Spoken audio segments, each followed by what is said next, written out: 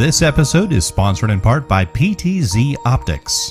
Why hire a camera operator when the control is in your hands? Visit ptzoptics.com for more information. And by NewTek, makers of the TriCaster TC1. Stun your viewers, not your accountant. Visit newtek.com for more information.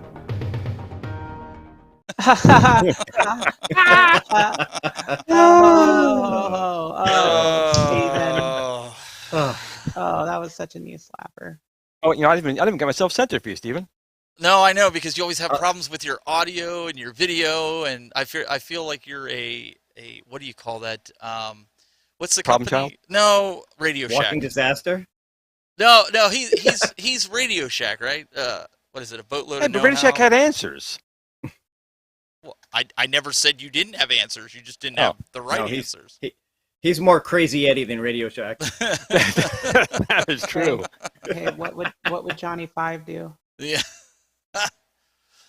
Well, guys, welcome. This is our new night. We've switched over to Thursday nights to make it a little bit easier, so we have a lot more time to talk about all things gaming and home arcade and all that fun stuff with you guys, the chat room. I am trying to get Facebook's chat to pull up, so bear with me on that. I ran into a little bit of technical difficulties, and you can see the technical difficulty on the screen right now. Glenn, how's it going?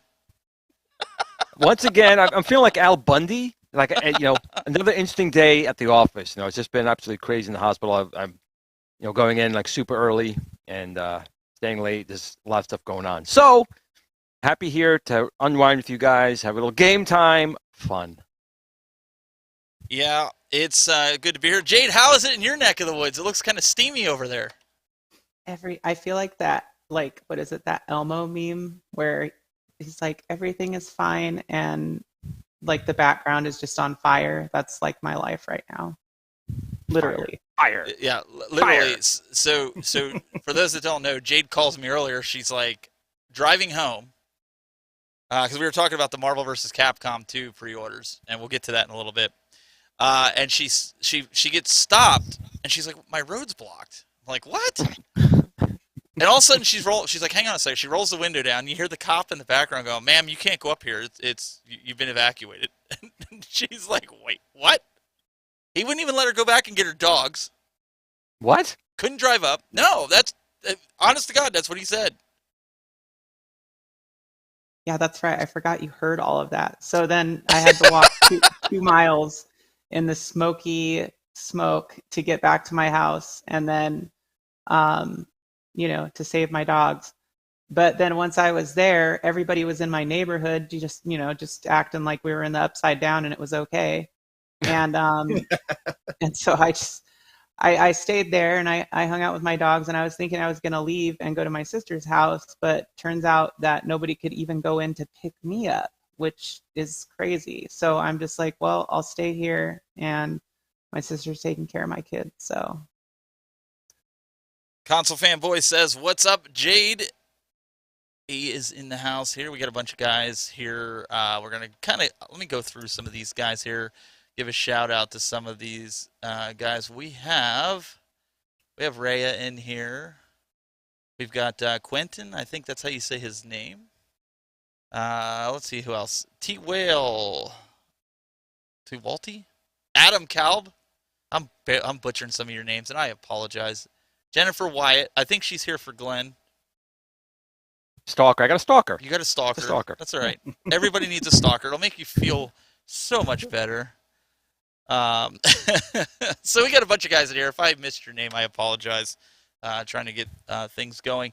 Guys, today was a huge day. I know there was tons of people out there that were really excited. What are we going to talk about? Check this out. Arcade1up. News and notes.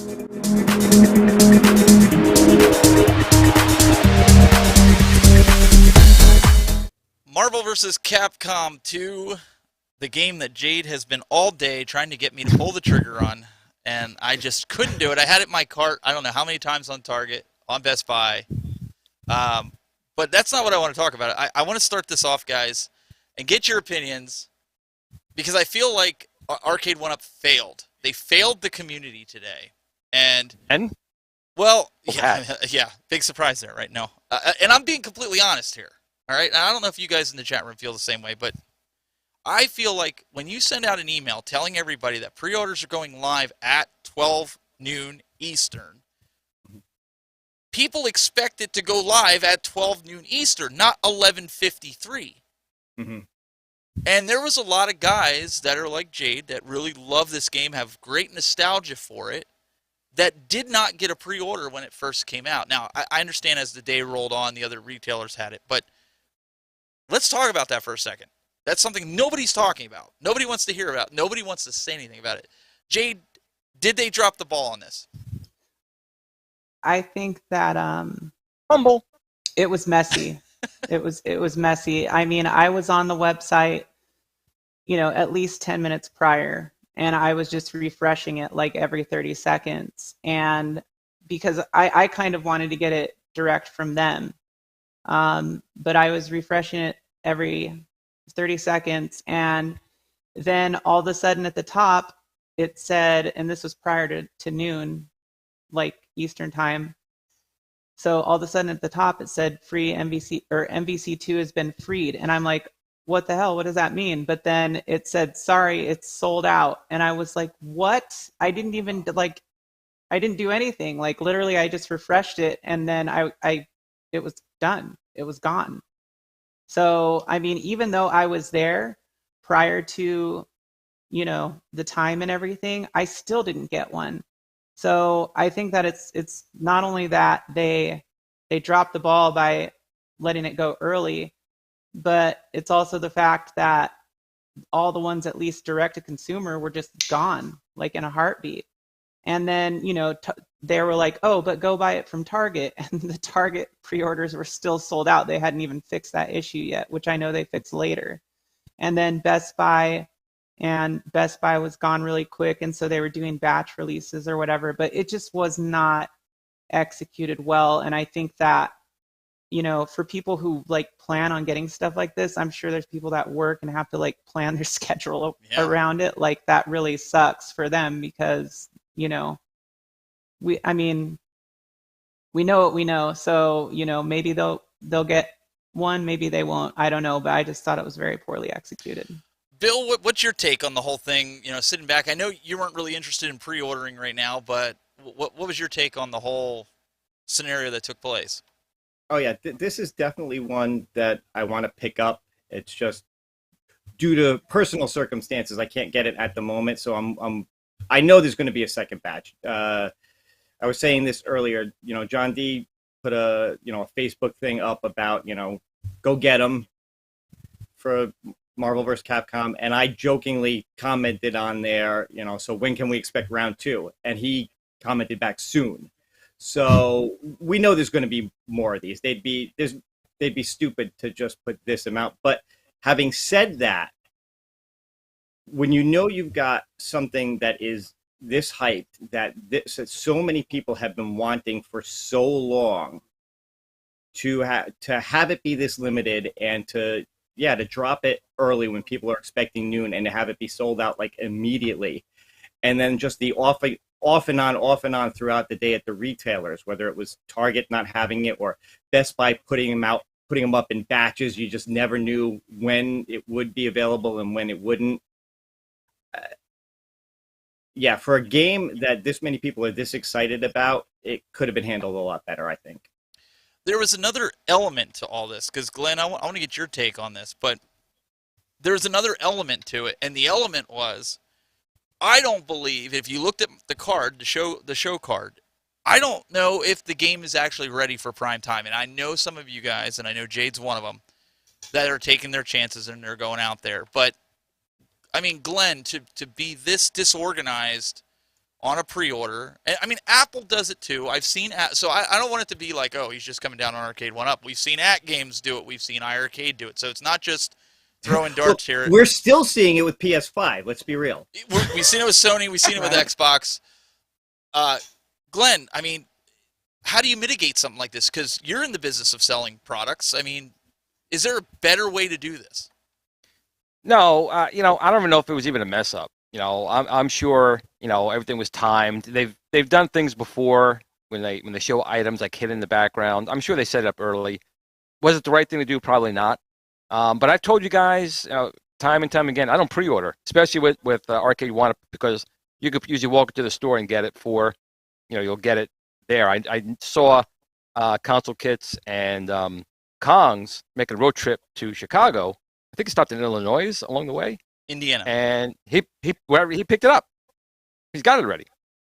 Yep. So why bother doing a pre-order with Arcade1up? It's stupid. I told you guys it's dumb, and I'll stick by that. It's just dumb doing it through them. Because the bigger issue is if something's broken with it, and 8 times out of 10 there's going to be something wrong with it when you get it out of the box, what do? You have to wait for Arcade1up to send you a part in 8 months, or go back to the store where you bought it and either get another one or just get your money back. It's not that bad anymore, Glenn. I get replacement parts really quick. I've had 3 that I've had to order, and it's all been recent. That's the first time that I've had issues, and I've gotten them all really quickly. I mean, it's not that bad anymore. Back in the day when they first started, it was that bad, and it was really hard to get a hold of their customer service as well. I'm still waiting 2 years for a part. That's because you're a bad boy. Where is it? Where's the wah-wah?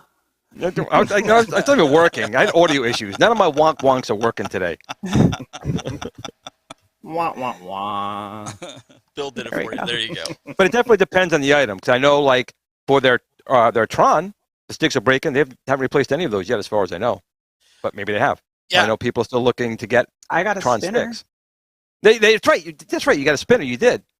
So congrats on that one. But that's something too, Glenn. If you remember, I was watching your video earlier this week. And we'll probably get to this later. I bought a Tron because it was $3.99. I was like, well, which that's a good price. That is a good price. I mean, I was like, well, again, that's Jayde's fault. I sent her. I was like, she's like, oh well, no, it was $4.99. I'm sorry, it was $4.99. And it's not so good. Well, no, it was $200 off. So is that $4.99? What are they selling for? $6.99? With the stool and everything. I'm kidding. It's not bad. Yeah, with the stool. So I didn't think it was bad.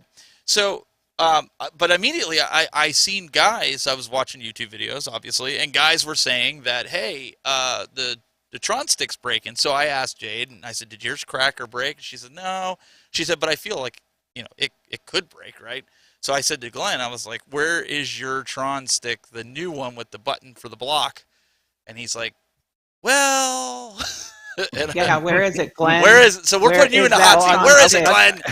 I'll be honest. So I got 2 items that came in last week. I haven't done a video on it yet. I have the version 2 of the Discotron spinner and the version 2 of the buttonhole spinner. And there's a lot of new features in them.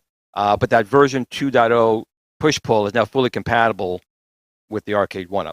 Nice. The stick itself comes into, remember, molds cost money. And plastic is expensive. It is. It's crazy to think it's just plastic, but molds can cost $30,000-$40,000. So I will say that I talked to my guys. I said, listen, there's definitely people who need some now. So the standard Tron stick, which is it's a little bit smaller than the ones in the Arcade1up, with the deflector button, we're going to make available again shortly. That's all I can really say on that. So it's going to take a little while. Because honestly, we're concentrating what's behind me right now. That's our priority right now is the Build-A-Cade. We want to get that up in November. But you're saying like the standard one is going to be available again soon. Yeah, I mean, this is just a prototype one we had here. But you got your one stick there, the button. I don't have the label on it, but it's smaller. It's not going to be the same size. You have one in stock that you haven't sent to me. You just showed me you have one in stock. Well, is your stick broke? Is your stick broke? I mean, it could be. It could. It absolutely could. And I told Steven, obviously you're my boys and my gals. So if yours breaks, I can get you one. But I told my guy from an organization, we're going to make some more of these available. But the reason we really were doing that is we're trying to make it more full size because that's what's on the the Arcade1up and people want that. But the molding costs money, and right now we're focusing our cash flow into the Build-A-Cade to get that out. So it'll be coming. And if your spinner breaks or you want a better spinner, that'll be available. Actually, I think it's available now. I just haven't done a video on it. Well, and so I think that, if you're spending this kind of money, and I know a lot of people have asked, you got to have a better experience all the way from start to finish. You have to have, good marketing, for pre-orders and stuff.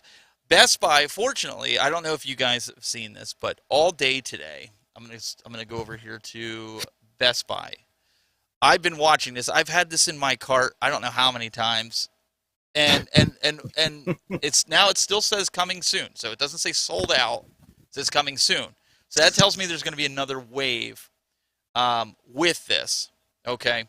Yeah, if it says that every time that Best Buy's website does that, that means that they still have some sort of stock or allocations for it, so that they're basically doing like batch releases. But Arcade1up says sold out. As more retail pre-orders become available, we'll post it here.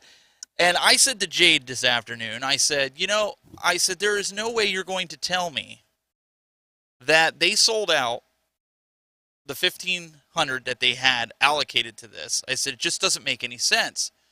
And, I made some comments out there. I'll just say it like that. And I screen capped the conversation that I had with John D in the comments. And John D basically stated that they held a lot of these cabinets back, which is, Jayde, is exactly kind of what I told you I thought happened, and you agreed with that they took maybe half of them or a quarter of them or whatever, and they held them back so that they could do a second run with them, like he had been stating on different shows that he has been on. And you guys can see this. This is in Glen's group on Facebook, but it wasn't anything bad. It's just the fact that was kind of what I figured was actually going on here. But I don't know. I do know, Glen, you said to everybody you don't pre-order any arcades, and that's a lie. No. That's a lie. What? Because I know for a fact, I know for a fact that you have pre-ordered a cabinet, and I have exclusive footage of you with the cabinet. Oh, you do? That you pre-ordered. So, guys in the chat room, when Glen says he didn't pre-order any cabinet, we know he's not telling the whole truth. Oh my God. God. You got me on that one. Because this is his favorite. This was his favorite cabinet.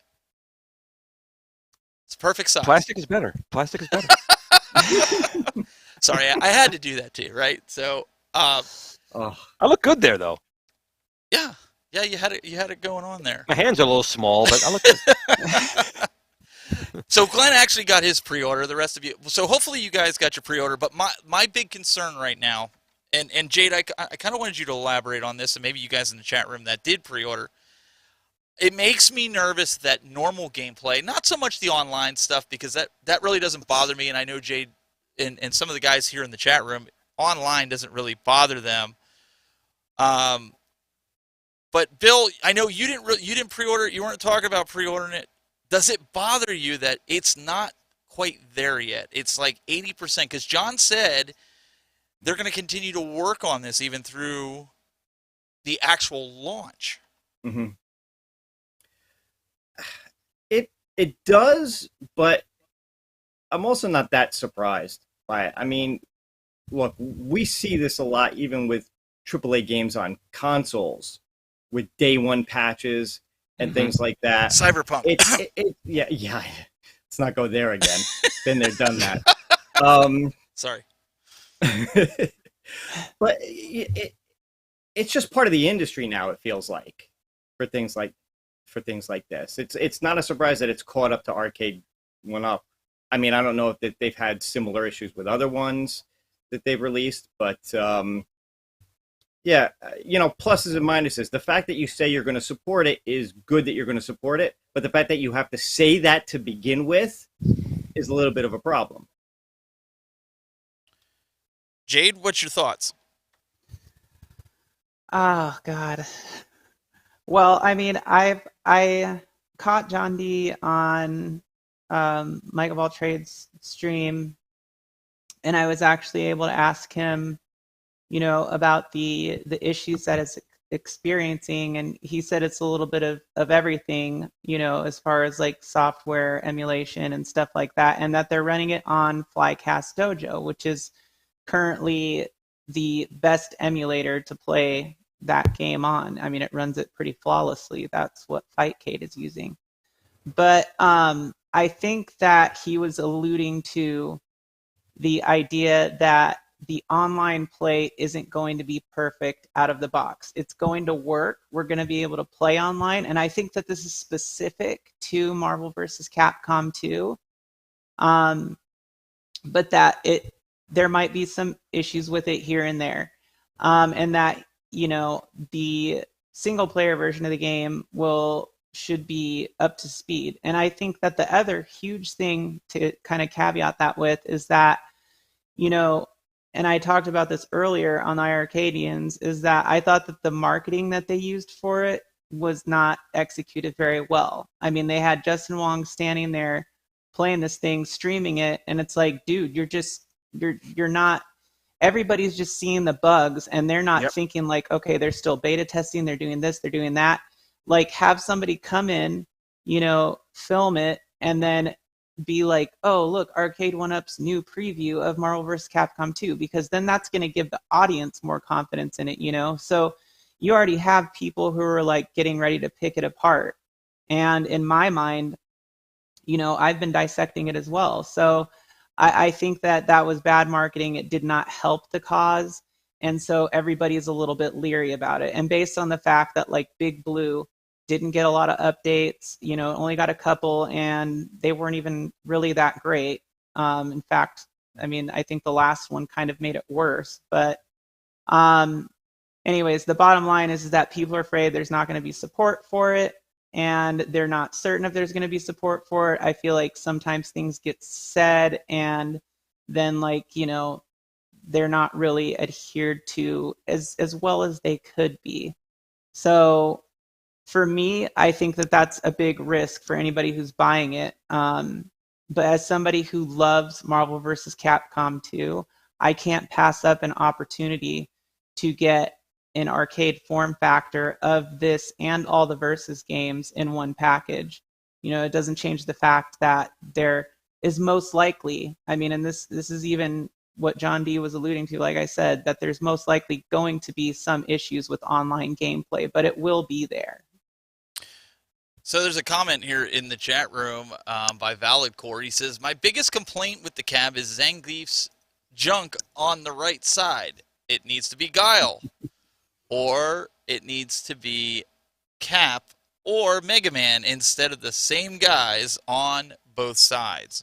So it needs to be Guile's junk or Mega Man's junk versus Zangief's.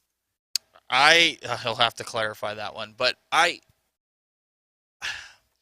so let's play let me play devil's advocate here. So you and I were having a discussion about Big Blue. You were saying the latency. I'm more of a casual fighting game person. I don't play it like some of these guys in the chat room or even yourself. I didn't really notice any kind of latency, but I also wasn't like trying to do major combos and things like that. So my question is, the average consumer that is maybe in the comic book realm that is seeing this Marvel vs. Capcom 2, and this is the only game that they won from Arcade1up. They couldn't care less what other cabinets Arcade1up comes out. Are they going to have the same quarrels and arguments that we, the community, have here, or do you think they're just going to be by it and okay with it from day one? I mean, I think that the normies are probably going to be fine. I think that, you know, I mean, at least that's how I feel about it. I feel like the normies are going to be fine. Like, we're picking it apart because, like, we grew up playing it in the arcades on Dreamcast. We know how it plays, and we want that version to be, you know, representative of what it was originally. And they've said things like, you know, they're even keeping certain bugs from the arcade version in there, which is great, you know? So I think that anybody who's just walking in off the streets and pre-ordering it, or, you know, are they even going to have any units in stores? So I've heard rumors that Arcade1up and Walmart have have parted ways throughout today. I've seen it in the groups, Glenn, in your group, that they have parted ways, and that that Walmart is trying to get rid of stock. I don't know if Mine there's any hasn't had weight any to in that. a while. I mean, nothing. But I would say it's probably going to be in the store. 100% it's going to. I mean, look at today. Kongs and them got Blitz in Indiana. Yep. They drove 2 hours for it. Yeah, but Blitz wasn't like, I mean, Blitz was just like, okay, it's Blitz. Like, they're going to sell it in the stores. They're going to, you know, sell it online because they want people to see it. Like Marvel vs. Capcom 2, sure. It's, I mean, you could argue that they want people to see it, but it is still, there's a very niche kind of community when it comes to that game and those games. Well, and here Rexer has a really good point. Glenn and Bill and Jade, he says, and I agree with this statement. The game is freed, RB. Just pay $650, right? And you freed it, and then it freezes and lags, but it's freed though. And I have to agree. If you're going to pay $640, because that's what it is with tax, at least in my state, you expect this thing to work, right? I mean, you're not expecting it to be like you got to have 10 updates throughout the year, and then they come out with a Gen 4 of these cabinets, right? And it's the same cabinet like we've seen with Pac-Man and Mortal Kombat. Well, they got to make back the money on their licensing. I mean, they spend my licensing, so they will reissue the unit, and it's fine as long as it's different. It adds new, you know, style to it. Looks more arcade-like. That's totally fine. And again, thankfully, they at least have the ability to do firmware updates. So, you know, they will patch. In the past, they have. I mean, they've gone in and patched, you know, issues on the machines better than the first gen units where the PCB was it, and then you were SOL. Right. So at least they have those options. But, you know, the thing we talked about before is like if you bought a brand new TV or you bought a brand new computer and you took it out of the box and it didn't work right day one and you spent $650 on something, you're taking it back to the store. Oh, absolutely. That's why I'm saying this. That's what, you know, and John D did confirm. He's in the chat room here. He did confirm, so that's good because I've seen this all throughout the different forums. He said that Walmart will always have Arcade1up, so they're not breaking. They're not going the way. So, John, are you allowed to tell us if they're going to have any units in store that like you could just walk in and buy if that's the case? And before we get to John's message to the world, Jade, there is for you and Bill. There's a nice super chat from Papa Brad's Gaming that says, "Gigantic thanks to Bill and Shelion joining us on the iArcadians earlier tonight. I love the Game Time show." Thank you. Thanks, Papa Thanks Brad. for having us. Yep.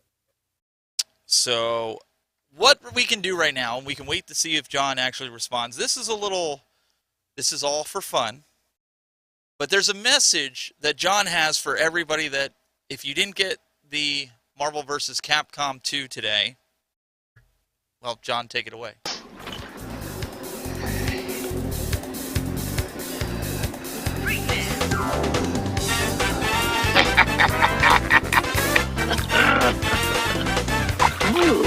Ready?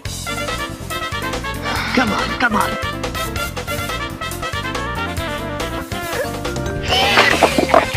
Listening to my cell phone. All right. I can't wait. So that was all having some fun there. But we know that there's more coming. So everybody needs. I had it in my cart, and Jade's like, "You should just You're a order good it." sport, And I'm John. just like, I can't. I just can't. Not yet. You're I just don't have the nostalgia. You're going to come to me later, I and you're know, gonna be I know. like, you're gonna be like Bill, and you're gonna be like, God, I really wish I would have listened to you. I know, and at least John. I don't. Here's the thing. This there is a ton of hype around this cab.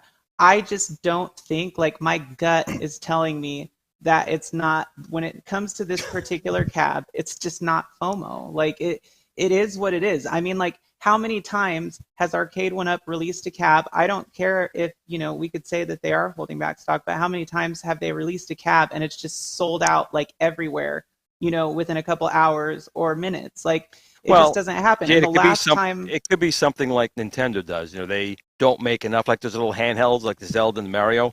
They underproduce or send out to drive demand up. Oh, I can't get it. So they Right. see it next time, I'm going to buy it.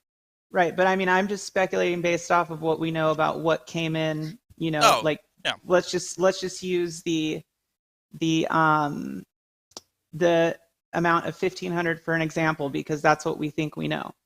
So if that is the case, and they're holding back some of that stock, then what they have let out or have been letting out today, I mean, it's all gone quick. So no matter how you look at it from different retailers, that stock has gone quick.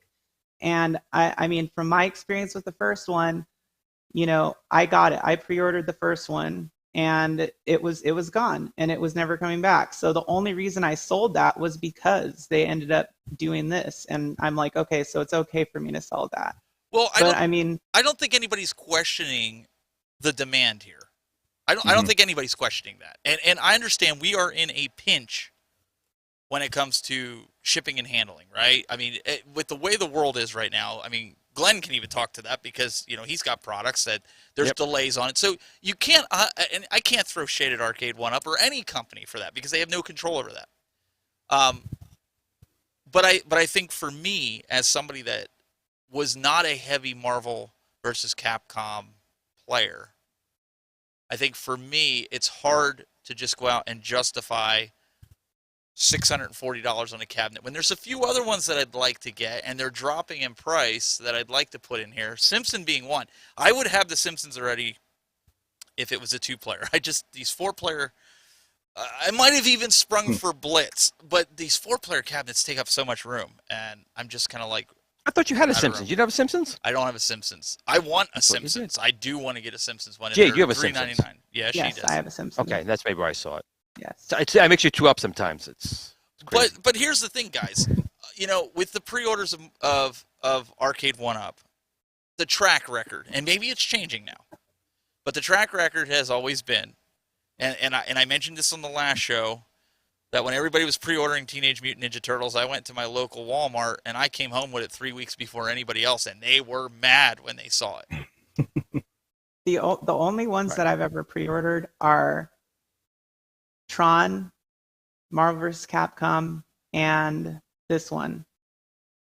And another thing is that, well, we've talked about this before, but sometimes they ship them prior to the release date. Yeah. Sometimes. Yeah. Yes. And Console Fanboy. That's what I've usually seen. Console Fanboy just put it in the chat room. I don't know if you guys saw it. And Shop Hippo, they did have it earlier. That was another wild card. I think there was that Nebraska one. But Shop Hippo had it. Yeah, I had it in the cart of Target. I had it in the cart of Shop Hippo. I had it in the cart of Nebraska. Oh my God! I had it in the cart of Best Buy. Listen, guys, I could have bought it like 4 hours out of the day today. Like I literally, when Best Buy had that last one, it was in the cart for 2 hours, and I just couldn't pull the trigger on it. And at least right now. And so if Walmart, because I have a credit card with Walmart, if Walmart comes out with it, I will buy it from Walmart. You have my word. I will buy it from Walmart. But I'm waiting. It's just not a priority cabinet for me right now. Well, there's no definitive word on whether or not we're going to see them in stores. So you never know. You may get lucky and just walk into Walmart and see one there, and it's just a sign. There's like that white shining light down on it. So no. Listen, John just said that they will be with Walmart. They are one. It's kind of what. Yeah. No, I'm talking about it being in store though. Are you trying to be a bearer of bad news? No, I'm trying. Are you setting expectations here? What are you? Are you listening to me right now? I am listening to you. Okay, then you should pre-order a Marvel vs. Capcom 2 cab. I can't. They're all sold. They're all sold out now. I can't. No, it's like, look, okay, and this is probably a terrible example, but I mean, like, it's like this is the way Marvel vs. Capcom 2 is for me. It's like if you had someone who was an alcoholic and you told them they couldn't drink alcohol. Like, it's the same thing with Marvel vs. Capcom 2. I'm like, you can't. I'm just gonna have to get it. I'm sorry. So now you're saying I'm an alcoholic because I need to get the Marvel vs. Capcom. No, you're more like an alcoholic in recovery. Oh my gosh. Bill, out of all this, you didn't pre-order, right? You're not No, pre-ordering. not- you're not. no. You're not it. See. Although I do have to admit, when the next rounds come up, I may jump on it. You know what? You know, if you want to pre-order something, you want to pre-order the Build-A-Cade right here, right here. Shameless Rexer. plug. This. Did you see Rexer just called me out? There's a VP in a company on every small stream trying to sell cabs to you guys. Hey, you weren't supposed to say anything, Rexer.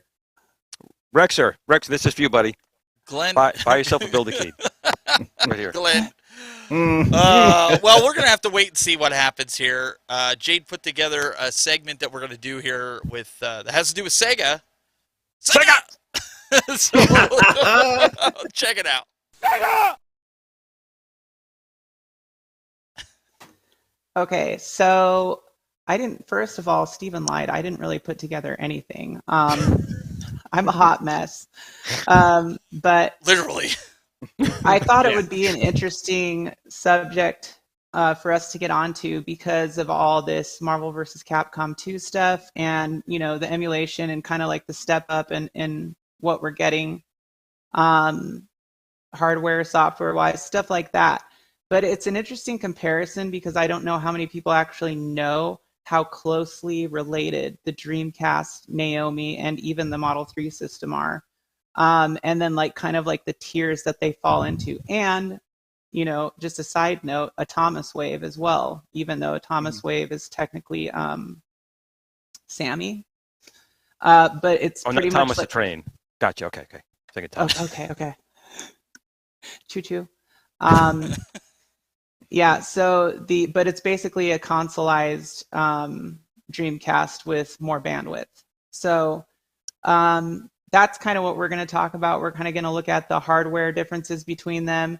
And it's an interesting point just because I think it's an interesting point to talk on because you can play so many arcade games on Dreamcast that pretty much were ported over, but it's like the game from the arcade. And in some cases, there's even things that are upgraded. But it makes for an interesting subject. So for the Dreamcast, wasn't there another emulator, Redream? But they can't use that, right? Because it's not something that they can use in a cabinet that they're selling. Am I understanding that correctly? Well, Dojo. Okay, so I can pull up Flycast. Yeah, Flycast Dojo is people like mainly use. I mean, at least I do, and I think a lot of people do. They mainly use it to play like the arcade versions of those Thomas Wave and Naomi games. And the interesting thing is that they've got this down pretty well. And then you look at like Model 3 emulation, and it's just there's not much being done on it because there's a lot less documentation. I was trying to make that video bigger, but they have it locked in the coding here, so that ain't gonna work. We need to get console kits. He'd fix it. But so you have like the main difference. Like, okay, so the arcade Naomi and the Dreamcast were both at 200 megahertz with the same Hitachi SH4. So they both had the same processor, literally no difference. 1.4 G flops, and then they had where they really got different was in their memory and their bandwidth. And that's what really set them apart because in Naomi, you had like a cartridge-based system as well as a CD system, which was really, it's like interesting that they did the CD system thing. But I think that was because of memory restraints back then. I may be wrong. But anyways, so the Naomi basically just had more of a kick to it because it had all the storage potential and the bigger bandwidth. So, but the core system and architecture is exactly the same. So that's where you get that cool effect of having those arcade games being ported to a quote unquote console. But I mean, this thing was pretty much a consoleized arcade machine. So it's good that they use this for those that are not or that don't know a lot about emulation, right? Yeah, I think that the fact that they're using Flycast, I mean, they took the best option that they had, and especially since they're tailoring it to the hardware that they're using, which and by the way, John, it looks like you're still in here, so I can ask you this, but when I did ask you that question on MoteStream, I did forget to ask you, are the specs, or did you ever find out if the specs of the hardware that are in the Marvel vs. Capcom 2 cabs are the same as what's in the Shinku and Yoga Flame? And the reason why I would be curious about that to everybody who's watching is because of the architecture, or excuse me, the graphics power that it takes to run Flycast Dojo games, along with the processing power, because like you definitely have to have a quad core at a minimum to run that thing efficiently. I think the interesting thing is, and Glenn, you're a big Dreamcast fan as well as I am. So I think it's interesting, and it's awesome that they were able to take something that played on a Dreamcast. Now, whether it's exactly the same, I still say that's the best version of Marvel vs. Capcom 2, and I to my understanding, it uses the same ROM as the arcade. Am I right in saying that? I don't want to speak out of turn here with that, but I always liked it on there. I thought it was fast paced, but the fact that they can do that now with a PCB, and we had to run them on CDs back then, is pretty awesome. So I don't know.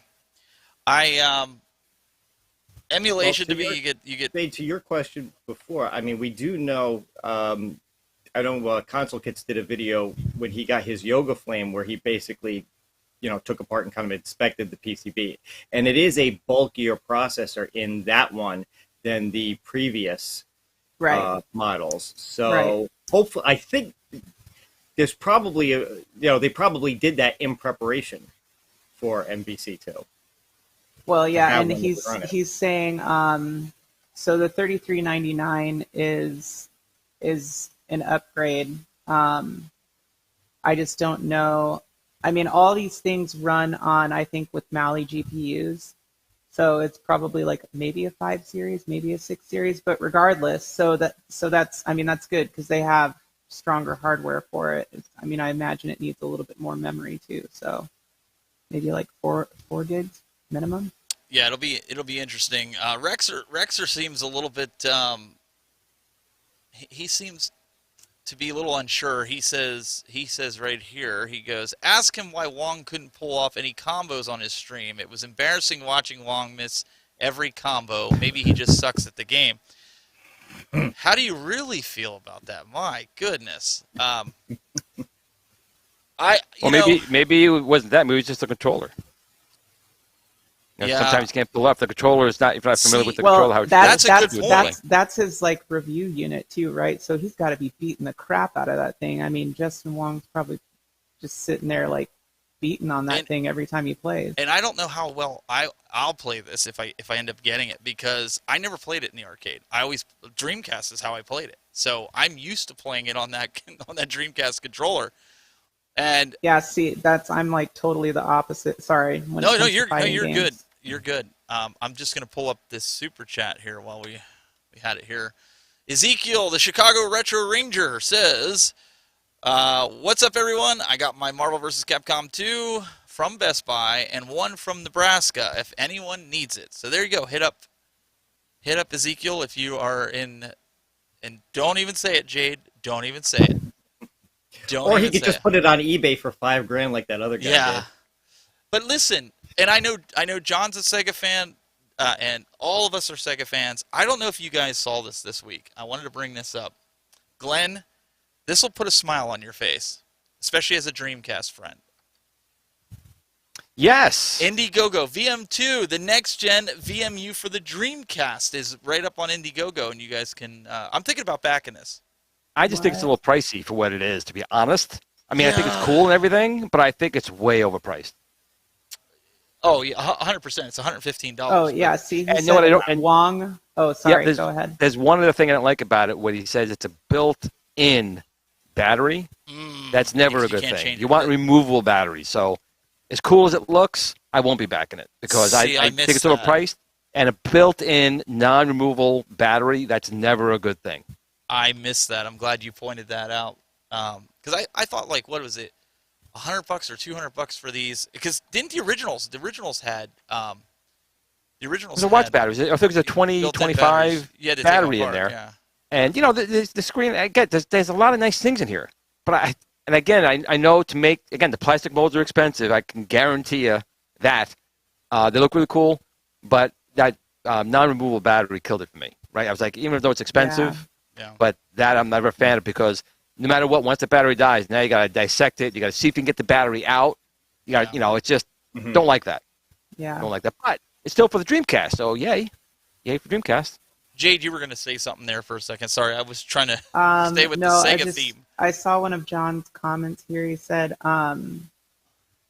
let me see, Wong was playing on a 75% version, and this is what I was under the impression of as well, which is like why I said, and I think, you know, John, I know you probably don't run any of this, but, you know, their marketing was pretty garbo. I think that they could have done a lot better job of showing a preview of the game, you know, by having him standing there streaming and showing all the input drops, because we knew that. And like, I mean, you can just tell by watching it. But obviously, you know, I do think that we're not, I mean, as far as online goes, I can't say for sure, but I feel more confident about the out of the box, the single player mode working. And then he said, everyone who's played on the current MVC2 controller feels it is better. If it's anything like the Shin Hadouken controller, I have to say, like, the joystick itself, like the buttons weren't really much of a difference, but the joystick itself, both of them, felt so much better to me than anything that they've released in the past. And they're much more quiet, and they don't feel like loose, you know, like the other ones you can just kind of move them around, wiggle them around a little bit. And those ones are like nice and tight. So I really think that if they're putting those in, that is definitely an improvement on the joystick aspect of it. Console Fanboy in the chat room gave us a super chat, and he says, all this talk about Marvel vs. Capcom, can we talk about how Ed Boon knows about our free MK4 movement? Isn't that awesome? Or back to Marvel vs. Capcom 2. No, I think that's really awesome. I am not a big fan of Mortal Kombat 4. I thought that it's kind of like when they did Home Alone 3. Home Alone 1 and 2 were like the bomb, right? I loved 3 more than 1 and 2, man. You don't count. When they brought Andy in, I think Ultimate's pretty good. Yeah, Ultimate Mortal Kombat. But I do understand people that are fans, just like with the Marvel vs. Capcom, the Mortal Kombat fans that want 4 to complete their collection. I totally get it, and I say go for it. It's just not appealing to me. Right. Is that it's fair? Cool though. I think it's cool, like what they did. I mean, they're making movement, they're making progress, and I think that that's great for them. Mortal Kombat 4 was never like one of my favorites, but I always thought that there was like the mechanics of it. There was some really cool mechanics, and the fact that it was the first 3D one, it was very intriguing. You know, so I don't feel like it's one that I would buy, but I think it's great for them that are like diehard Mortal Kombat guys, that they're seeing some movement on like what they want to get done. Yeah, I mean, and kudos, honestly. If you can get it done, more power to you. I mean, because those are options, right? And I think if enough people, you know, I mean, Bill gets wild once in a while. He might actually buy that cabinet. You just never know, right? Yeah. You never know. Anything's possible. Zohar, you're done now. No more talking about your Mortal Kombat 4. Well, let's do this really quick. Let's switch gears here a little bit. Let's have some fun with some make or break. I actually had a tough one this week, and some of you old school gamers, you might actually like this one. Okay, Shawnee, let's see it. Make or break.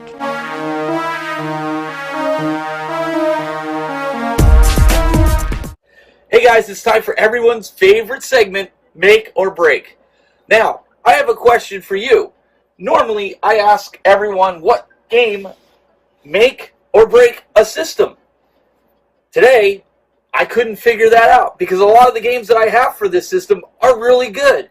So, my question for you is, did Atari make or break the Lynx? Hey, Mr. Block, can I go to the bathroom? 2 minutes.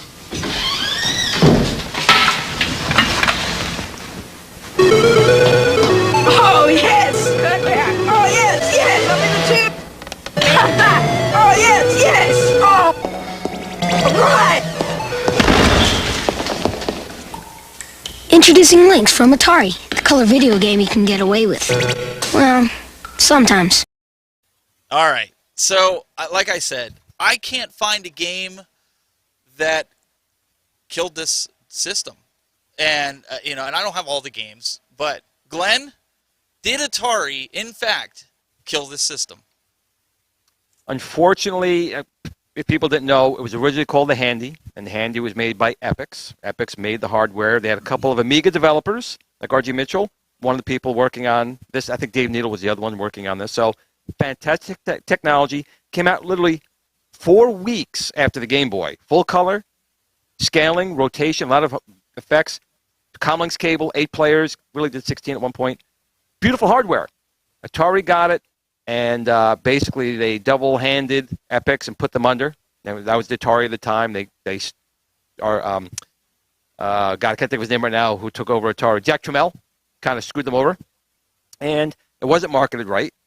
They didn't have third-party support like Nintendo did, so sadly, Atari absolutely killed the Lynx. The Lynx should have really steamrolled the market at that point. A color handheld in 1989 with effects equal to a Super Nintendo at the time. And it was ambidextrous. You could be a left-handed or right-handed. Yep.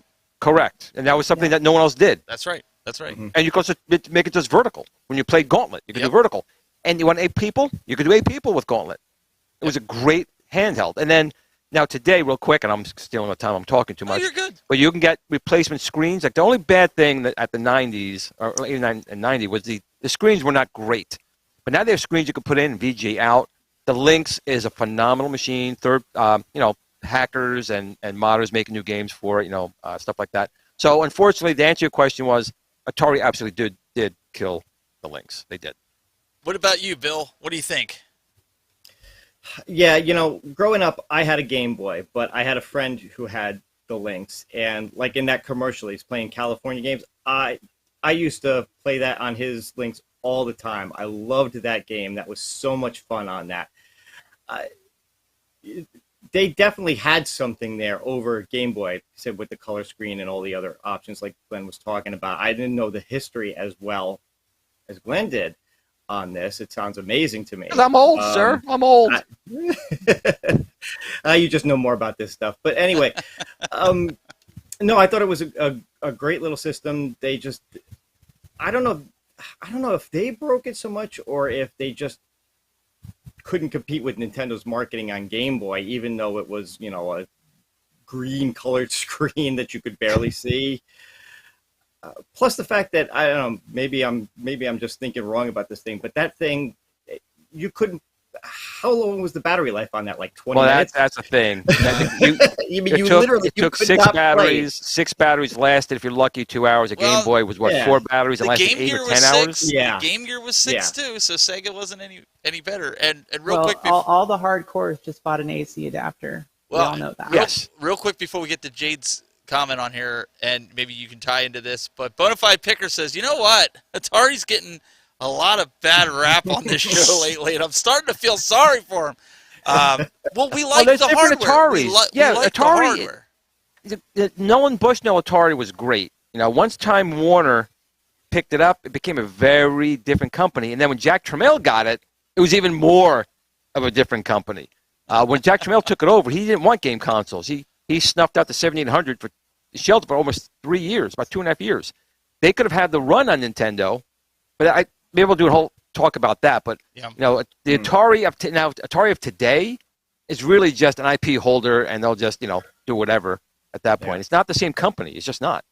Jayde, make or break? Did Atari kill this handheld? Oh, Stephen, you know my answer. Oh, I do, but I have to get it on record here. I don't want all the hate mail. Okay, I have a funny. I have a quick story though. When I was a kid, I remember we were at the mall, and you can actually look up this mall. It was called the Carousel Mall in San Bernardino, California, and it was bumping. It was like the place to be back then. And you know, when they had game stores everywhere, and like the Game Boy, Nintendo kiosks in the middle of the floor at the mall. And I wanted a Game Boy so bad. And my dad was trying to tell me about the Lynx. And I'm like, you don't know what you're talking about, first of all. I'm like, it doesn't have Mario on it. So just get out of my Spoken like face. a true gamer. And so I ended up getting a Game Boy for Christmas. But later on, I got a Lynx when they were starting to kind of die out, and you could get them for really cheap. And you would go to these little hole-in-the-wall stores, and they'd be like, $2.50, $5 a piece for a game. And, it turns out I really loved it. Like, the library was limited, but there were so many good games on it. So I just want to say that I love the Atari Lynx. I think it's such a cool handheld, and it was really probably just ahead of its time. But I think that Atari definitely had a big hand in breaking that console, that it was a really great handheld. Well, a little tidbit, Stephen, real quick, is they were actually toying with the idea because the Jaguar had Alien versus Predator, right? Yeah. So they actually were working on using that Comlinks cable connecting to the Jaguar for the scanner. Right. When the aliens were coming, that would have been fantastic and probably helped it along a little bit. But they scrapped it. It would have been a great thing to have that little Lynx and hear that little beep, beep, beep, and these guys are coming running at you. It would have been great. And they had the prototype for AVP on Lynx as well. Yeah, it worked pretty well. It really worked pretty well on that screen. Surprisingly, like they had it. Now imagine playing 8 of your friends with your Lynxes in that game. That would have been really good. And read Wolfenau's comment there that I have pinned to you. He agrees. Jack Trammell killed it, not ET. And that's what I said before. It wasn't Portal ET. You guys are picking on ET that episode. It wasn't ET. No, we were picking on the development that it took to make ET, or lack thereof of development. That was 6 weeks. That was 6 weeks. Look, that's what we're saying. When the guy shows up to Steven Spielberg to show him the prototype, and Spielberg says something to the effect of, "Why don't you just make it more like Pac-Man?" Like, Yep. Dude, actually, it might have done better. Actually, but picking up Reese's Pieces. Yeah. So we've acquired a residential Steam Deck reporter. Endless One Up in the chat room has been graciously every week sending in what he's playing. He calls it What's on Deck.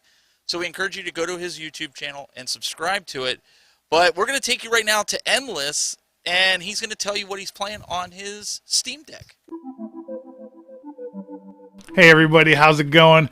You're watching Game Time. This is Endless One Up, and we're here to talk about what I've been playing the most on Steam Deck this week. So this game reminds me of like a shoot 'em up. I did a What's on Deck on this, so go check that out. Under Power Up here, you can gain money as you're leveling up and playing, so you can start the board with a bunch of cool stuff.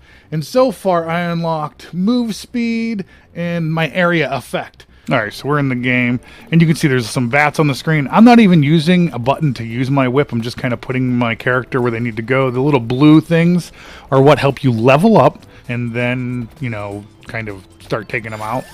So there, I instantly got a new level, and it stopped me, and it says, hey, I can fire one more projectile with my whip, or fires at the nearest enemy, or fires at random enemies, and I've never seen the fire wand, so let's check that out once, and then you'll see what I get. Hopefully we can increase the whip, because then you can have a whip that shoots left and right, and that's really convenient, because we're going to get it? Yes. Okay, so we got garlic, we got Santa water, and we got orbits around the character. So we're going to do the King Bible here. And you'll see a little Bible will start flying around my character in a second. It just takes a second for the things to kind of engage. So this is kind of the shoot 'em up theme. You got this like thing that's, you keep building up your weapons and building up your weapons, and you have enemies coming at you. And you can see what happens when you get hit by them. They do take you down pretty quickly. But like I said, you got to go find your little turkeys and eat up the turkeys. And we can just keep adding them up, and you can see I'm starting to get my levels a lot quicker now. We're going to get killed. We need to go pick up all those blue ones. So sometimes it's good to kite them around and then roundabout come back and stuff. It's pretty cool. But hey, let's get back to the big screen and finish this up. This is Vampire Survivors, brought to you by Endless One Up. This is Vampire Survivors, and that's what's on deck. Get back to game time. Thanks for watching. Peace. So there you got it. Check out Dan's channel over Endless One Up, and we really appreciate him sending that in every week. It's always something awesome because none of us have a Steam Deck right now, and Jayde was the only one that had one and sold it. So I mean, So go sub to his channel. Yeah, see what's up on deck. Absolutely, yep. Booyah.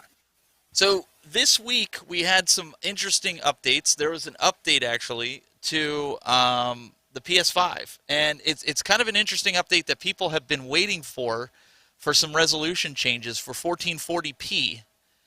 Support game lists, new social media features, because we can't get enough of social media, right? That they got to put more into this. But there's different folks with monitor sizes that they needed that 1440p, and that to size me matters. Yes, that to me is a big deal. Now, one thing that I do wish and hope that they do, I have an ultra widescreen 49-inch curved monitor that I use, not like for work. I would like it that they don't stretch the picture. So Sony, if you're listening, we need to work on that. There's YouTube. I'm sure they'll get right on that. They're going to get right on it because I said so. YouTube search through voice command. That's something that they've added. Some other PS app features, as well as some features on the mobile device, which I thought is pretty cool. This is something, again, that's been long awaited, in the PlayStation community. I would ask Glenn, but I know if he had one right now, it'd probably be sitting in a bag. I do have 2 PS2s and a PS1. So that's a 5. Right? Okay. All right. We'll get Bill, please tell me you at least are trying to find a PS5 if you don't have one. Yeah, I've had my eye on one for a while. All right, so there's still hope for you. Yeah, at some point. Look, I still love my PS4. It still gets a lot of There's nothing play. wrong with the PS4. There's absolutely nothing wrong with it. One other piece of news from Sony as well, and I wouldn't say Sony exactly 100%, but it is from Sony. A lot of you guys remember back when we were doing the Retro Buzz, we commented when Microsoft purchased Call of Duty, we were like, oh, what does this mean? Is this going to be an exclusive to Microsoft, or is Sony going to still have access to it? Well, the latest report here that came out states that Call of Duty will remain on PlayStation for 3 years after the current agreement. So it doesn't look like it's going anywhere anytime soon, but guys, it is possible for you Call of Duty users that it might be on its way to Microsoft as an exclusive. Glenn, I know you don't really play Call of Duty, but you know about it. Do you think this is a smart move? I don't know if I can even say. I never played the game at all. To me, it looks like Fortnite. I mean, no, it is a battle royale. Yeah. But I mean, do you think it's smart that they make it exclusive to just one console after all these years? I think right now, like I said, when they purchased them, I'm sure that was in the agreement list, and they got a fan base on the PlayStation. And PlayStation and Microsoft, it's like, the Mets and the Yankees or the Giants and the Jets. You're very loyal to your platform, usually. Not everyone can afford both of these, especially with the prices these new machines are. So it's probably smarter for them to do that, to get some of that money back they paid for, purchasing them, because they'll make that on that system. And then, I honestly think that after the 3 years, they'll still make it for both. It won't be, I don't think it'll be a Microsoft exclusive at that point. I think it'll still be both. But the Xbox is generally better with multiplayer type of things. So it might be more advantageous on that form, but I'm sure it'll be cross-platform as well. That's just my guess. It wouldn't make sense for them to kill off a whole, millions of people own a PlayStation product, to take the product away, to just put it onto their product. They want money. So TMT Mixes asked, he said, when does the current agreement end? That's what he's basically saying. So it looks like the new game 2024 and 2025 will be on Sony. Also, 2026, 27, 28, and 29 games are all possibly out of the question, apparently. So I mean, things could change, but they're saying the next 3 years, 26, 27, or excuse me, 23, 24, and 25. 25, it looks like it expires. 26, 27, 28, and 29 could be Xbox exclusives. Obviously, I think we'd all agree money talks, and if Sony's willing to throw the dollars down, that maybe it'll stay being on both platforms. So I will say this, though. Xbox has the better online play when it comes to Call of Duty, in my opinion. I think a lot of these guys would agree that play Call of Duty. Sony, you always had to worry about your credit card getting hacked. I mean, don't get me wrong. I love Sony. I love the PlayStation, but the online experience was so much better on Xbox for that. And I think it still is. I still think it still is. Yeah. I mean, they're getting better, but it's just not there. So another interesting fact, because I just want to do this because I know how much Jayde loves. She loves FedEx, and I had told her that I had ordered when the sale came on. I think it was from Walmart. The sale came out for Tron. I got it for I want to say it was either $3.99. I think it was $3.99. So I bought it. Your story straight. I don't remember. It's $3.99 or $4.99, whatever. Comes with the bench, everything. Okay. I was like, that's perfect. That's a great price point instead of the $6.99. He just throws money around. He doesn't know how much he spends. I remember. I put it on the card. Anyways. Well, it's better when the wife asks. He really doesn't know. So I'm like, I'm telling Jayde, I'm like, yeah, it'll be here by Thursday. She's like, yeah, good luck if it's coming from FedEx. So I want you guys to take a look at this, so they shipped this out on actually the 6th, Tuesday the 6th. But I want you to put really close attention to here at 12:31 a.m. It's p.m. Excuse me. It says shipment exception. Barcode label unreadable and replaced. It sat there for 3 freaking days because they couldn't read the barcode. Oh, that's just what they told you. That's ridiculous. Okay, look, the last one that got delayed for me was delayed due to weather, quote unquote. And there was no weather. No, there was none. Well, you guys know that you live in a state that's on fire. FedEx has their normal delivery people, but now they're hiring, I don't want to say scalpers, but people who literally they get paid by the amount of packages like they the actually contracted, deliver. Yeah. Mm-hmm. So, like at the hospital, literally outside the building where someone just walk, they dumped like 50 monitors and laptops just like out in like the street. I just happened to be walking out of the building. I'm like, that looks like computers, and it was our stuff. They left it in the freaking parking lot. The parking lot. So FedEx, you suck. FedEx is not doing not they doing well at all. They used to be really good though. That's the thing that sucks is I used to hate UPS. Yes. And really love FedEx, and now I hate both of them. But at least UPS delivers on time. But just your package looks like Mike Tyson had a heyday with it. Yeah, it's not a fun thing. Like I was kind of I mean, no big deal. Tomorrow, be glad that we moved the show to Thursday night, because tomorrow my daughter's having her sleepover. Last weekend was her birthday. Now she's doing her friend's sleepover birthday party. And yes, we'd have a bunch of shaking cameras. But I want to get this thing put together. Hopefully it shows up before they get here. They're getting here at 6:30. That I can get this thing put together and put in place and plugged in before they come down here and want to like ransack the joint. So maybe I'll have to put it upstairs and play it while they're all down here. And then I'll just move it down here. So Glenn, get those sticks ready because his is going to be broken day one. Yeah. Yep. Oh yeah. Oh, don't say that. That's fine. Don't say that. Don't say that. No. So that's coming up. So I'll be getting that, and hopefully I'll put together a review. I like the way it looks. I just didn't like the price point. I thought $6.99, too much for it. $4.99. I will say it really is a nice cabinet. It is. It's like Dragon's Lair. It's just nice to look at in the room. It's fun. The games are fun, but it's really one of those cabinets just lights up, and you can do so many mods to it. There's so many things you can still do to it. Yes. To even make it better. You put in a GRS spinner or Tron joystick when it's available. Speaking of that, go ahead. Go ahead. No, go ahead. No. Go ahead, because then you can transition to it. Go ahead. No, I was just gonna say about the Tron cabinet that I don't I don't remember because I forgot. No, talk about. I do that to people. I do that to people. I'm sorry, Jade. You did that mod with the S panel on yours, and I want to do that. I think it looks really good. It's a nice mod. Oh, Yeah, when that I was first really ordered mine, because I was saying I pre-ordered it, I petitioned for that one.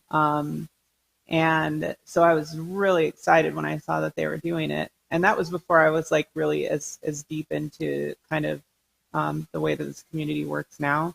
But I was in enough that I petitioned for it, and then I was super excited. I pre-ordered it, and I want to say when I pre-ordered it, it was like $549.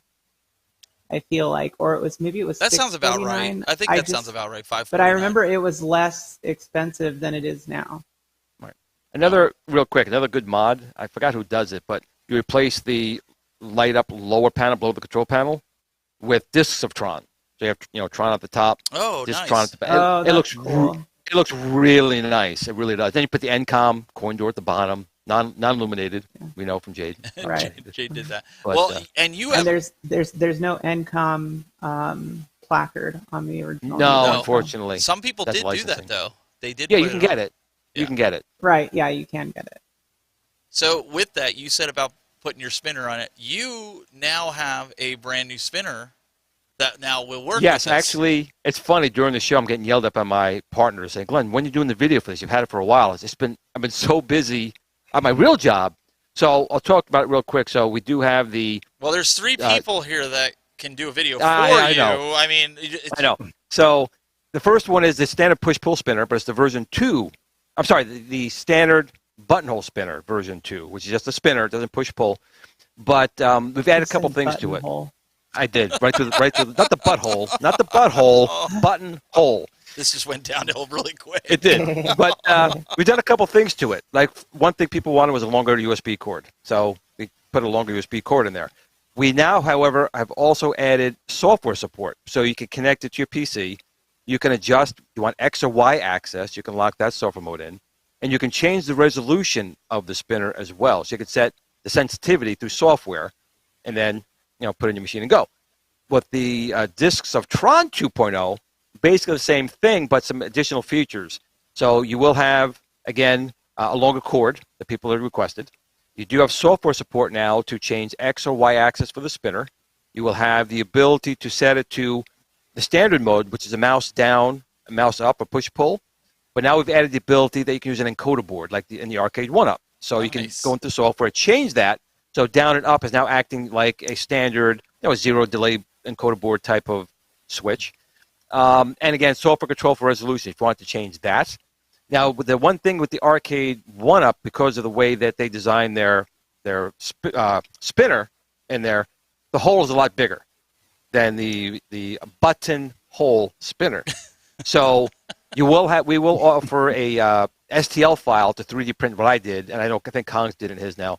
You can use like a clear 3D printer filament, and you can put some LEDs in there and illuminate it. It looks really nice. If you look at my video for that, it looks really nice with the LEDs. Is that the one that you didn't do yet that your partner's yelling at you for, or is that the one? Pretty much, okay, yes. All right. So you'll have to let us know so we could yes. we can take a look at that. Oh, I'll probably get the video at least for the standard spinner out this weekend, and I'll probably follow up with the next one. But both are available now on T-Stick's website if you wanted to get them. Again, same quality as before, just plus. Oh, plus. Some extra, right.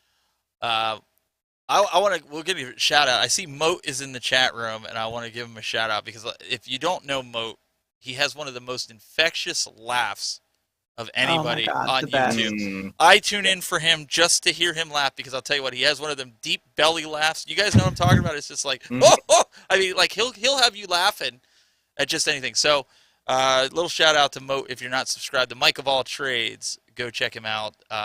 Good guy. He does a lot of he's hustling a lot, doing a lot of hard work. So and he knows his Capcom games. He does. Did you ride him about getting the cabinet too? I mean, I know he wanted it, but did you ride him too? Like you were? I didn't have to. Okay, well we'll let it slide. Oh, real quick. There's a comment from One Up Underground. One, isn't he? Yeah, go ahead. Just real quick from One Up Underground.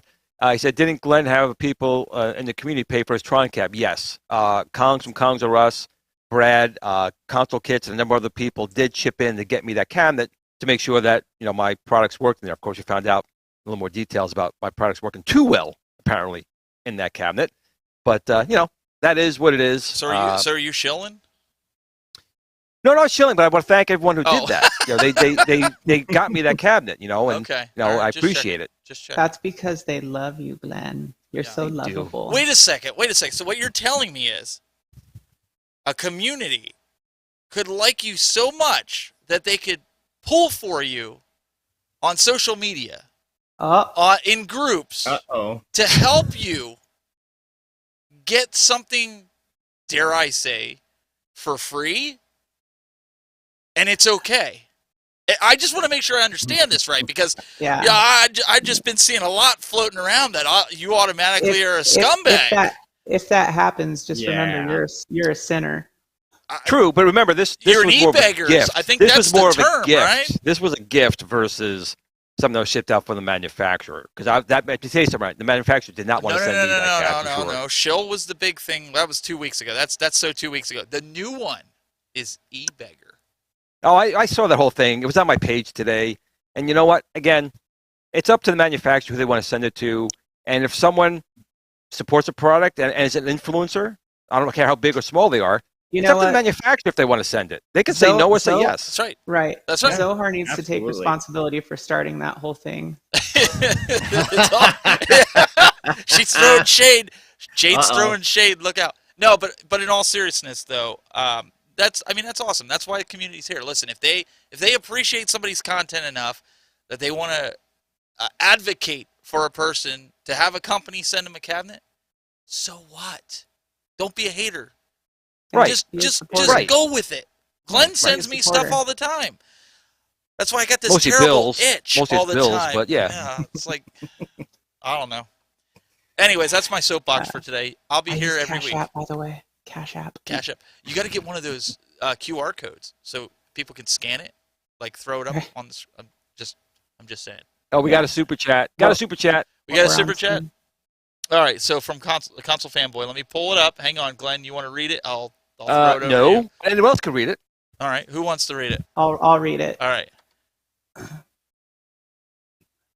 Serious question for our arcade fans. When is this huge announcement? Is it Friday or Saturday? I'm concerned that they won't live up to the hype again. Is there an announcement? Because I don't know if it's just maybe a game being announced or something. Or well, there is an announcement on Saturday, but it's II Arcade, and they're okay.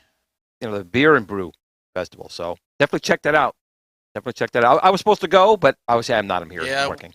Yeah, same here. It's just too short a notice, and it's a lot of money just to fly out there. Then I thought about driving. I was going to say Glenn can drive to my house and we'll drive out, but then it's like Bill already knows my car will drive itself. We could have done that too. Go. But I got a truck. We could have thrown cabinets in the back of my truck. I guess we could have.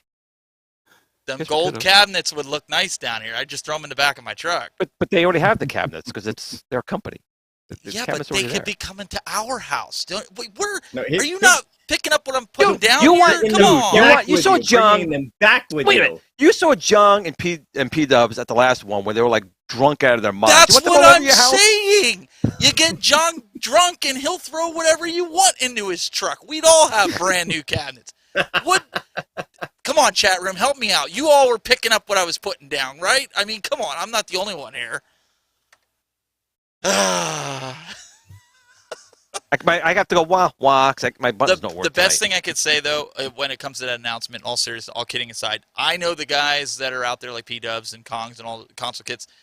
They've been already going live, so I'm sure whatever the announcement's going to be, they're gonna be live and covering it for everyone. So I wouldn't really worry about it being.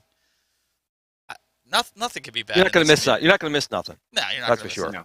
There are some things though you may want to miss because some of their earlier videos, and I mean, there's just some questionable antics going on inside of that B&B, and half of the guys aren't even there yet. So I'm just saying, that might not be for the faint of heart. I'm just saying, we may want to bypass that. Just wait till Michael B gets some White Castle in him, and then see how it goes. Oh yeah, White Castle. Yeah, stuff. He's already put 2 of them back on his way there, so a lot could happen on his way there, and if they make it out of there. Guys, we got a really quick video here. If you're not supporting Retro Gaming Magazine, check this out.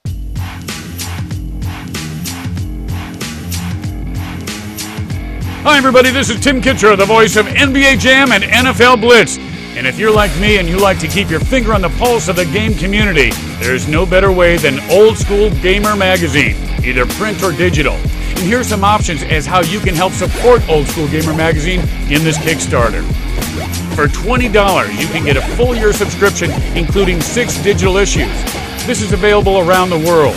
Or, for only $95, you can go with a lifetime digital subscription anywhere. And for $50 US, you go print and digital in the US, a little more in Canada. International options will come after the Kickstarter. For most of you, one of those options will cover you. But if you want to really invest in Old School Gamer, check out these options. For $100, subscribers board advisory position, private Facebook group, thanks in every issue of OSG, plus 1 year subscription, including 6 issues digitally and print. And for $350, featured. A collector, store, or arcade of your choosing gets featured in the magazine with a 1 to 2 page article. Plus, 1 year subscription, including 6 issues digitally and print. Plus advisory board benefits, including thanks in every issue. And for $1,000, publisher's board position, plus subscription digitally and print. So take it from me, Mr. Boom Shakalaka. The best way to keep your head in the game is with Old School Gamer Magazine. And now with this special opportunity to invest in Old School Gamer, you not only ensure your subscription, you're helping a great cause, and you have the option to help promote yourself or your business. Hey, that's a win-win where I come from. So get on the team today. Be a part of Old School Gamer and make your pledge right now. Woo, boom shakalaka! So again, now we go to Glenn from that's it. Shillington Town. Shillington time. That's it. So once again, old School Gamer Magazine. I like my name better.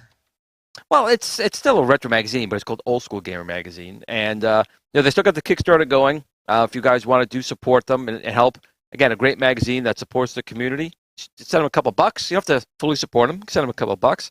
But again, I know Steven gets the magazine. I get the magazine. A lot of others do as well. It's a good magazine. I still personally like the physical paper. I like coming in the mailbox and pulling it out, seeing that it was already opened up on Mailman and already took a view of it, apparently. But good magazine. Good magazine. Well, the cool part, Glenn, is they're not just sticking with the retro gaming of consoles. They've actually started including like Arcade articles. I know they've seen they've had advertisements for At Games in Arcade1up. Yep. So, they've asked me to write some articles in there, and I got my 3 grades thesaurus, so I could put my little Retro Ralph baby is cave. writing. He's writing. He is. He's writing. He is. For I asked, so, but in my contract, I have to go before his article. So well, mine will be a page before his. Well, and so I don't know. I don't know. I think you need to write an article and a review on this cabinet that you purchased. Yes. So this is guys. You want to screenshot this? This is the one and only cabinet that Glenn. Can we make this a shirt? I think we should. This is the only cabinet he ever pre-ordered. So John, this is your poster child for the baby cave. This will sell out. You think Marvel vs. Capcom sold out quick? No, this is it. This would That's sell. This with that face on there. Oh, it's forget it. It's over. I did a poopy, and that's why I have that face. So that, so if you guys missed it earlier in the show, that was the one that we were calling Glenn out that he pre-ordered and that he did. If I remember, Nostalgia. I mean, I went against him. Nostalgia's like, no, this is going to sell millions. It's the way to go. And Nostalgia, you don't see him now, do you? Posting videos, do you? He's gone. Meatball Saucy says, "Is that to scale?" I believe it would be. I am a short person. People don't realize I'm not very tall. So yeah. That's a great comment. All right, we're gonna have to wrap this up here shortly. So let's go down the line. Jayde, what do you got on deck this week? not to take I endless's say. I don't really have anything new coming as of right now, at least. But I do have my Darkstalkers Big Blue mod. So if you guys haven't seen that video, check it out. It's pretty cool, pretty neat little mod. And by the way, Arcade1up did say that they were going to replace my monitor, so they're building it right now and shipping me a brand new one. Nice. That's awesome. Yeah, that's a win. Yeah, and I was really actually happy with the quality of their control deck. It was actually really nice. That's good because, like I said, we've all had some different experiences with them, so it's good to see that they're treating you right with this. Oh, and by the way, if you guys haven't checked out Mike of All Trades, I'm shilling right now. Go check out his channel and stuff. Yeah. Yep. Wait! Don't say you were shilling. Just because he dropped us a couple hundos before the show, nobody needs to know that. He's like, hey guys, can you? Well, I said I'll line your pockets. I said I was shilling because he dropped me 2 extra hundos. So. Oh, behind your all back. right, okay. Behind your back. All right, Mike. I see how it is, man. I see how it is, Mo. Man, jeez. All right, what do we got here on deck for you, Mr. Wild Bill? All right, biggest thing for me right now is trying to get my review of the new iArcade Gold Cab put together. Did it arrive? Yep. Do you want to use Lyft? What the hell is that? Nice, Bill. What the hell Do is you that? want to use Lyft? Oh my god. I don't know what Would the you hell like that was. to use Lyft? I love my Samsung phone, but it randomly decides that it's going to listen to whatever the hell I said and make comments sometimes. Oh my god. Yes, I got it. It's all put together. Very nice. So yeah, I want to put a review together of that. Hopefully that will come out sometime this week.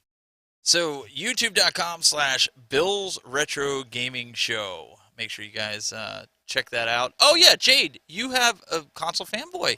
He said, Jayde, so no documentary happening? That's right, you have that documentary that we're recording stuff for. I'm actually working on that. It is, my goal is, so it's going to be 3 episodes. I'm just going to give you guys like the short and sweet. It's supposed to be 3 episodes. Each episode is going to be ideally anywhere from 15 to 30 minutes. And you know, if I can balance it all out to where they're each 20 to 25 minutes, then great. But per each episode, there's going to be 2 or 3 people from the community featured in there, and then it's a backstory and history of kind of like arcades and the evolution of arcades and everything. So initially I wanted to get it done quicker, and I'm thinking that it's going to be closer to the end of the year when it's going to be complete, at least enough for me to release like the first episode, and then probably the following month the second and third episode, hopefully. But just the amount of editing that's going into it, and the what's the word I'm looking for here? Just organizing The production. Yeah, the production of it, and getting the people who I want to be in it, because I don't want to skimp on it. So I want the people who I want in it, I want to try to get them in it, as much as possible. I already have 3 people who are done with their interviews. So it's exciting, and they're cool people. So I'm excited for the community to see it and for people to be a part of it. And I think it'll be kind of a great thing that brings everybody together and kind of sets everything else to the wayside. Yes, so make sure you guys check that out. And if you can send me that again so I can put it in it's lost in our text message thing. I have to record it either this weekend or early next week. I want to get that done for you. Okay. So, all right. Also, so make sure you guys subscribe to our channel. Let's get that out of the way. youtube.com/SheLionGaming. If you don't, there's something wrong with you. But that's for another day and another topic. Mr. Glen Planamento, youtube.com/GPlanamento. Make sure you guys check out his Build-A-Cade if you guys are interested in one of those 1/6 scale, right? That's 1/6. It is 1/6 scale. It's a little bit smaller than New Wave toys because honestly, the way we designed it was 3D printed. That was like a hobby project, and that kind of went from there. But the pre-orders are open, $89, $74 if you want all 4 digital controllers on it. Shooting for November time frame. We're actually shooting a nice video for it, professional video. So that should be hopefully out in November as well. As far as upcoming videos, tomorrow night is my other Steven is so thrilled. We're back moving again for Kicking It Old School. That's your fault. And tomorrow we'll be talking with some of the members of the Atari 5200 podcast, which I was a member of for some time. We also have Saturday, we have the iArcade, meet and brew, or meet and brew, whatever it's called, with iArcade and Zhang. A lot of stuff going on there. I should have an announcement there as well. I can't talk about that yet, but there'll be an announcement from me for that. And of course, I'm still getting messages from my partners talking about the video. So we'll have a video probably this weekend, at least for the initial version 2 button hole spinner. And then we'll do a follow-up with the Tron 2.0 push-pull button hole spinner. There's a couple things going on. Got to be very careful with my Italian language. Yeah, he's got a lot to do. And maybe next week we'll see the return of Wild Bill. We'll have to see what his schedule's like and see what happens with that. But guys, really appreciate you tuning in. YouTube.com/TheTechBuzz. You can find everything on my website, thetechbuzz.net. We really appreciate it. We have a good time every week. We will be back next week on Thursday, 9 p.m. Eastern. Make sure you guys tune in, 6 p.m. Pacific. We'll see you guys next week. Have a great night.